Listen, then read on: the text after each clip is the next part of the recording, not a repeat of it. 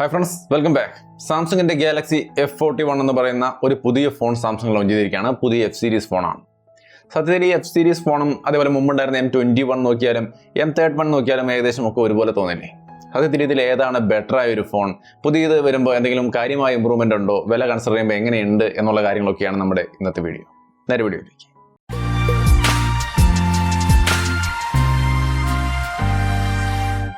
Hi, അപ്പോൾ Samsung Galaxy F41 ഈ ഒരു ഫോണിൻ്റെ ഒരുപാട് ഡീറ്റെയിൽസ് ഞാൻ നിരത്തുന്നില്ല. നിങ്ങൾക്ക് സിമ്പിളായിട്ട് ഞാൻ ഈ സംഗതി പറഞ്ഞു തരാം.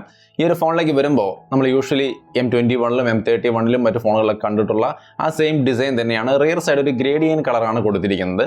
Rear mounted fingerprint sensor, triple camera setup, ഫ്രണ്ടിൽ U notch, 32 megapixel selfie camera, 6000 mAh battery, 15 watt fast charging, Exynos 9611 എന്ന് പറയുന്ന പ്രോസസ്സർ, 6.4 ഇഞ്ച് വരുന്ന സൂപ്പർ ആമോലെഡ് ഡിസ്പ്ലേ.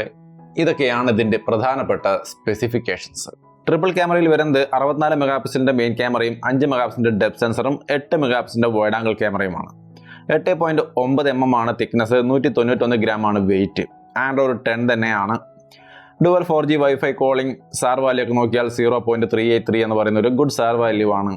അപ്പോൾ ഈ ഓവറോൾ കാര്യങ്ങൾ നോക്കിയാൽ ഒരു വേറെ ലെവൽ, ഒരു പുതിയ ലെവൽ ഫോൺ F സീരീസ് എന്ന് പറഞ്ഞിട്ട് പുതിയൊരു സീരീസ് വരുമ്പോൾ ഒരു പുതിയ ലെവൽ എന്ന് പറയാനുള്ള സംഗതികളൊന്നും ഇതിനകത്തില്ല.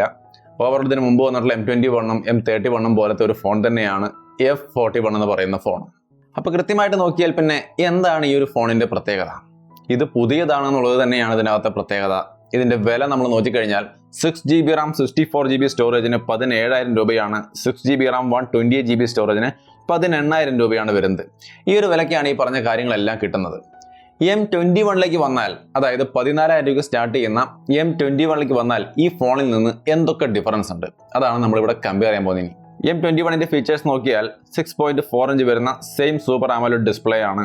6000 mAhന്റെ ബാറ്ററി, 15 വാട്ടിന്റെ ഫാസ്റ്റ് ചാർജിങ്, 48 മെഗാപിക്സലിന്റെ ട്രിപ്പിൾ ക്യാമറയാണ്. ഫ്രണ്ടിൽ 20 മെഗാപിക്സലിന്റെ സെൽഫി ക്യാമറ, സെയിം 9611 എന്ന് പറയുന്ന പ്രോസസ്സറും.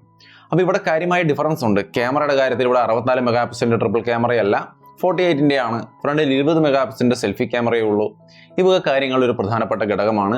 അതിന്റെ Ram 4GB Ram 64GB storage ആണ്. ഇതിന് 14,000 രൂപയാണ്. അപ്പോൾ ഇവിടെ കുറച്ചുകൂടി കുറഞ്ഞ ഒരു ക്യാമറ സ്പെക്ക് എന്നാണ് പറയുന്നത്, ക്വാളിറ്റി എന്നല്ല. ക്വാളിറ്റി വൈസ് നിങ്ങൾക്ക് ചെക്ക് ചെയ്ത് നോക്കാം. 48 64 തമ്മിൽ വലിയ ക്വാളിറ്റി ഡിഫറൻസ് ഒന്നും നമുക്ക് വരാനില്ല. അതുകൊണ്ട് തന്നെ 48ഉം സഫീഷ്യൻ്റ് ആണ്.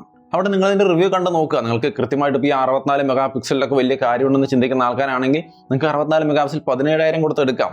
ബട്ട് ഇവിടെ നമുക്ക് 14,000 രൂപയ്ക്ക് 48 മെഗാപിക്സൽ അടങ്ങുന്ന ബാക്കി പ്രോസസ്സറും ഈ പറയുന്ന ബാറ്ററിയും ഫാസ്റ്റ് ചാർജിങ്ങും എല്ലാം സെയിം ആണ്. ഡിസ്പ്ലേ സെയിം ആണ്. റിയർ ഡിസൈനൊക്കെ നോക്കിയാൽ പ്ലാസ്റ്റിക് തന്നെയാണ്. അപ്പോൾ ഓൾമോസ്റ്റ് ആ 17,000 രൂപയ്ക്ക് കിട്ടുന്ന ഫോണിൻ്റെ മെയിൻ ആയിട്ടുള്ള ഘടകങ്ങളൊക്കെ ഇവിടെയുണ്ട്. മേജറായ ഒരു കാര്യം ചേഞ്ച് ആവുന്നത് ഇത് 4GB റാം ആണ്. 17,000 രൂപയ്ക്ക് കിട്ടുന്ന ഈ F41 എന്ന ഫോണിൽ നമുക്ക് 6GB റാം ഉണ്ട്. ഓക്കെ, 14,000 രൂപയ്ക്ക് നമുക്ക് 4GB റാം. ആ ഒരു കാര്യമാണ് പ്രധാനമായിട്ട് നിങ്ങൾ പരിഗണിക്കേണ്ടതുള്ളൂ. 4GB റാം ഒരു നോർമൽ യൂസർക്ക് സഫീഷ്യൻ്റ് ആയിരിക്കും. കുറച്ച് അഗ്രസീവായ ആപ്പൊക്കെ കണ്ടമാനം ഉപയോഗിക്കുന്ന ആൾക്കാരെ സംബന്ധിച്ച് വേണമെങ്കിൽ 6GB റാം എടുക്കാം. ബട്ട് നോർമൽ യൂസറാണ്, മിനിമം യൂസർ ആണെങ്കിൽ നിങ്ങൾക്ക് ഈ 4GB റാം തന്നെ സഫീഷ്യൻ്റ് ആയിരിക്കും. എന്ന് വെച്ചാൽ 17,000 രൂപ കളയേണ്ട ആവശ്യമില്ല. 14,000 രൂപയ്ക്ക് നമ്മൾ ഈ ഒരു M21 എന്ന ഫോൺ എടുത്താലും ഈ പറഞ്ഞ പെർഫോമൻസും ബാറ്ററിയും റിയർ ഫിംഗർ പ്രിന്റ് സെൻസറും AMOLED ഡിസ്പ്ലേയും എല്ലാം നമുക്ക് കിട്ടും.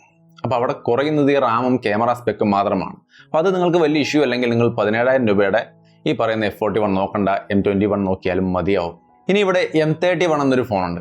അതിൻ്റെ കാര്യം നോക്കിക്കഴിഞ്ഞാൽ ഇതേപോലെ തന്നെ 6.4 inch super AMOLED display, 9611 processor, 6000 mAh battery, 15 watt fast charging. ക്യാമറയിലേക്ക് വന്നു കഴിഞ്ഞാൽ 64 മെഗാപിക്സലിൻ്റെ ക്വാഡ് ക്യാമറയാണ്. അപ്പോൾ അതാണ് അവിടെ വരുന്ന ഒരു മേജറായ ഡിഫറൻസ് എന്ന് പറയുന്നത്. അപ്പോൾ ഈ ഒരു ക്യാമറ സ്പെക്കിൽ വരുന്ന ഡിഫറൻസ് ആണ് നിങ്ങൾക്ക് ഇവിടെ കാര്യമായിട്ട് ഫീൽ ചെയ്യാനുള്ളൂ, ക്വാഡ് ക്യാമറ സെറ്റപ്പ്. അപ്പോൾ ഈ ക്യാമറയുടെ കാര്യങ്ങൾ നമ്മളൊന്ന് മാറ്റി വെച്ചാൽ നിങ്ങൾക്ക് F41ഉം ഈ M31ഉം തമ്മിലൊന്നും വലിയ കാര്യമായ മെയിൻ ആയിട്ടുള്ള പെർഫോമൻസ്, ബാറ്ററി, ഡിസൈൻ പോലുള്ള ഡിസ്പ്ലേ പോലുള്ള കാര്യങ്ങളൊന്നും ഒരു ചേഞ്ചും വരുന്നില്ല. ഇതിൻ്റെ പ്രൈസ് നോക്കിക്കഴിഞ്ഞാൽ 6GB റാം 64GB സ്റ്റോറേജിന് 16,500 ആണ്. 6GB റാം 128GB സ്റ്റോറേജിന് 17,500 ആണ്. വിലയിലും കൺഫ്യൂഷനാണ്. ഇവിടെ ഇപ്പോൾ ഇത് ഏത് എടുക്കുമോ എന്നുള്ളൊരു കൺഫ്യൂഷൻ. കൃത്യമായിട്ട് പറഞ്ഞാൽ M31 ഒക്കെ എടുത്തിട്ടുള്ള ആൾക്കാരാണെങ്കിൽ F41 എന്ന ഫോൺ വന്നതായിട്ട് നിങ്ങൾ ചിന്തിക്കുക വേണ്ട. M31 തന്നെയാണ് F41. വലിയ കാര്യമായ ഡിഫറൻസ് ഒന്നും നിങ്ങൾ അവിടെ പ്രതീക്ഷിക്കേണ്ട. പുതിയൊരു ഫോൺ എടുക്കുകയാണെങ്കിൽ F41 എടുക്കുക. കാരണം അത് പുതിയതാണ് എന്നുള്ളത് കൊണ്ട് അത് എടുക്കാം. അതല്ലെങ്കിൽ ക്വാഡ് ക്യാമറ കിട്ടുന്ന M31 എടുത്താലും മിസ്റ്റേക്ക് ഒന്നും വരാനില്ല. സോ ഇതാണ് എൻ്റെ ഒരു ഒപ്പീനിയൻ. M31, F41 ഈ രണ്ട് ഫോണുകൾ തമ്മിൽ കാര്യമായ ഡിഫറൻസ് ഒന്നുമില്ല. നിങ്ങൾക്ക് അതിൽ ഏത് വേണമെങ്കിലും എടുക്കാം.